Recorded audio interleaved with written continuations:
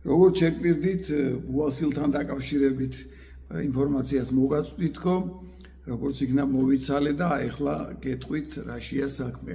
ბევრს გონია უასილი სწორი ნაწლავის ან ანუსის ვენების ვარიკოზული გაგანიერება. სინამდვილეში ეს არის კომპლექსური პრობლემა, ეს არის რთული პრობლემა, რომელშიც რამდენიმე ფაქტორი ერთდროულად მონაწილეობს. პირველი ეს არის სიძარღვის კედლის სისუსტე, მეორე ეს არის შეკრულობები და წნევის მომატება, მესამე ეს არის თვითონ კუნთოვან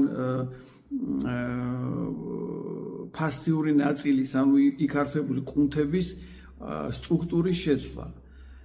ამ ყველაფერში ერთ-ერთი წამყვანი ადგილი უკავია კოლაგენს, რომელიც წინა ვიდეოში გითხარით, იმიტომ რომ კოლაგენი მონაწილეობს როგორც სიძარღვის კედლის სტრუქტურის აგებაში და მის სიმყარეში და ელასტიურობაში, ამავე დროს თვითონ კუნთებში იცოდეთ, რომ კოლაგენი ბევრ რაღაცაში მონაწილეობს და მათ შორის კუნთური მასის შექმნაში, იქ არსებულ ფასიებში, ანუ ძალიან დიდი ესე იგი გამოყენება აქვს კოლაგენს და როგორც გითხარით, 1/13 ჩვენი ცილების ორგანოში კოლაგენია.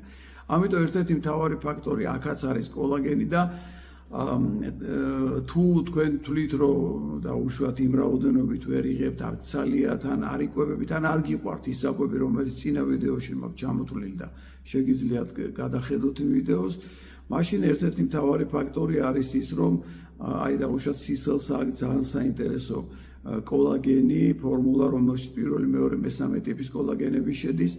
ამავე დროს, რო იცოდეთ, კოლაგენების აქტიურობისთვის აუცილებელია C ვიტამინის საკმაოდ დიდი რაოდენობით მიღება. აქვე გეტყვით, ბევრმა ალბათ არ იცის, რომ C ვიტამინი არის წყალში ხსნადი ვიტამინი. ანუ ნიშნავს, რომ ორგანიზმი მას ვერ ირეზერვებს, ვერსად ვერ ინახავს.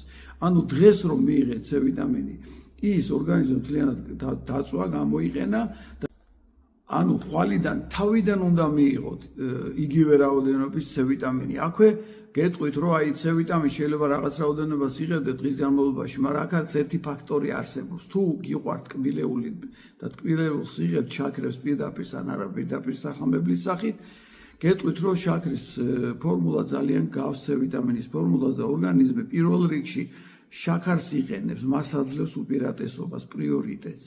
ამის გამო შეიძლება C ვიტამინის რაღაც რაოდენობაში იღებდეთ, მაგრამ იმის გამო რომ შაქრებსაც იღებთ, C ვიტამინის ფუნქციონირება ქვეითდება, ანუ ის რაოდენობა C ვიტამინი ორგანიზმს აღარ ყოფნის. ამიტომ C ვიტამინი ძალიან მნიშვნელოვანია კოლაგენის სტრუქტურის შექმნაში და ამავე დროს სიზარღვების კედლების ელასტიურობის გაზრდაში. ამავე დროს ძალიან მნიშვნელოვანია სიზარღვების კედლის ელასტიურობა და სიმყარე, მაშინ მონაწილეობს აზოტის ჟანგი, რომელიც ასევე მნიშვნელოვანია და ეს ფორმულა, მაგალითად ეს ინგრედიენტი შედის თქვა სისელის ფორესტორში. და ამიტომ არის ფორესტორს ვიყენებთ, მათ შორის ისეთი პრობლემების დროს, როგორც არის თქვა ერექციის პრობლემები, იმიტომ იქაც სიზარღვოვანი პრობლემაა. ამავე დროს ძალიან მნიშვნელოვანია ამ ყველაფერში მონაწილეობას იღებს ჩვენი ქოლესტერინი ორგანიზმში არსებული და აი ამიტომ არის ძალიან მნიშვნელოვანი ქოლესტერინის დონე არ დავაგდოთ ძალიან ორგანიზმში, ამიტომ მე წინააღმდეგი ვარ სტატინების გამოყენების, იმიტომ რომ ქოლესტერინი ეს არის ის ნივთიერება, რომელიც სიძარღვის შიდა კედელში ენდოთელის კიდევ შიგნით ქმნის სპეციალურ ზედაპირს, რის გამოც ეს ზედაპირი არის სრიალა. აი როგორც თანამედროვე ტაფებშია, ხო, რომ არ იწვავს ზედ არაფერს, იმიტომ რომ სპეციალური ზედაპირი აქვს, ხო? ჩვენ სიზარღვებსაც ენდოთელის შიდა ზედაპირს აქვს სპეციალური ზედაპირი, რომელიც მას სრიალა სლიკინას ხდის, რის გამოც მასზე არ ხდება რაღაცების მიწებება, მათ შორის თრომბების და ასე შემდეგ. ხოლმე ეწებება გლიკაციის მოლეკულები, ეს არის შაქრის და ცილის ერთობლივად წარმოქმნილი მოლეკულა. ამიტომ არის თქვა სახიფათო ტორტები, ნამცხრები, იმიტომ რომ იქ უკვე ცილა და შაქარი ერთმანეთზე შეერთებულია და ეს მოლეკულა ხდება რა სიზარღვში, ეწებება ამ ზედაპირს მიუხედავად მისი სლიკინობისა, ან შაქარი გარკვეულად აზიანებს ამ სიპრიალეს და ქოლესტერინი არის ზუსტად ის ნივთიერება, რომელმაც ეს ყველაფერი უნდა აღადგინოს. მათ შორის სწორი ნაწლავის და ანუსის არეში, სადაც სიზარღვის კედელი თუ მით უმეტეს ელასტიურობას უკვე შერყეულია და ზედაპირი უკვე აღარ არის ცრიალა, შეიძლება დაიწყოს აგრეგაცია, პატარ-პატარა თრომბების წარმოქმნა, რაც იწვევს უკვე თვითონ ამ ვენის კედლის გაფართოებას, რაც არის ზუსტად ბუასილი. ამიტომ ძალიან მნიშვნელოვანია ნუ დაელოდებით ამ პრობლემას, მით უმეტეს რომ ეს პრობლემა უკვე ძალიან გახშირდა, ერთ-ერთ პაციენტს უთხარა ყოველ მეორე ორ სულ ქალს მეთქი ეს პრობლემა და ყოველ მეორეს არა ყოველ პირველსო მითხრა. ანუ პრობლემები აქვს ორ სულებს, პრობლემები აქვს მძიმე სამუშაოს და მძიმე ტვირთებს ვინც წევს იმ პროფესიის წარმომადგენლებს, როდესაც უწევს დიდი ხნით ჯდომა ან დგომა მათ შორის ეხლა ძალიან გახშირდა ტუალეტში სმარტფონების შეტანა და დიდი ხანი ჯდომა, რომელიც ასევე ერთ-ერთი წამახალისებელია ამ პრობლემის და ეს უკვე თანამედროვე კაცობრიობაში ამ ტექნოლოგიების განვითარებამ გარკვეული პრობლემები მოიტანა და მათ შორის ბუასილი ბევრად უფრო გახშირდა.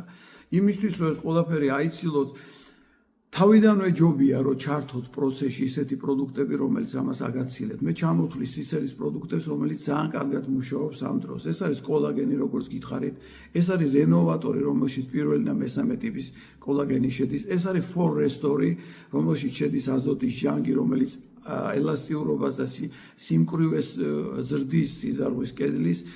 კოლაგენი ამავე დროს კუნთურ მასაზდის, რომელიც ვენას ახვევია გარედან და ხელს უშლის რომ ვენა გაფართოვდეს, ამიტომ მნიშვნელოვანი რომ კუნთური მასა შევინარჩუნოთ იქ. ძალიან კარგია სამივე სითხე, ეს არის ითერნიტი, ეს არის სპექტრამაქსი და ფუკოიდონი.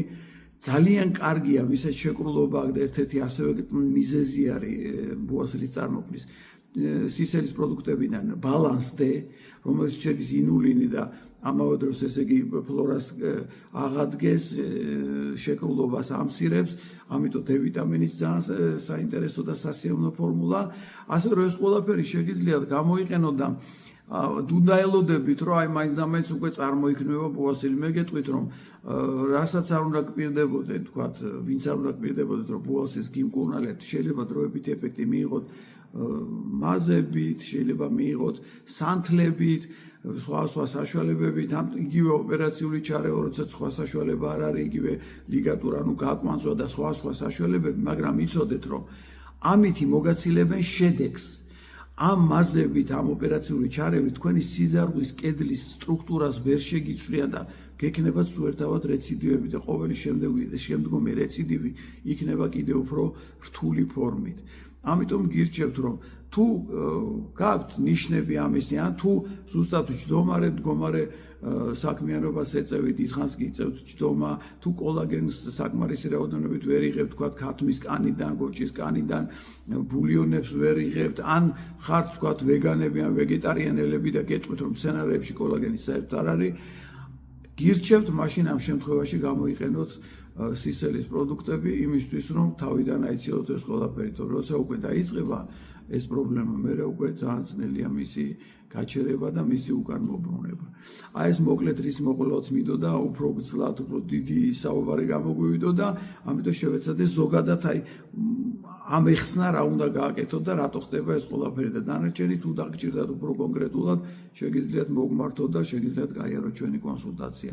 მადლობთ ყურადღებისთვის და მომავალ შეხვედრამდე.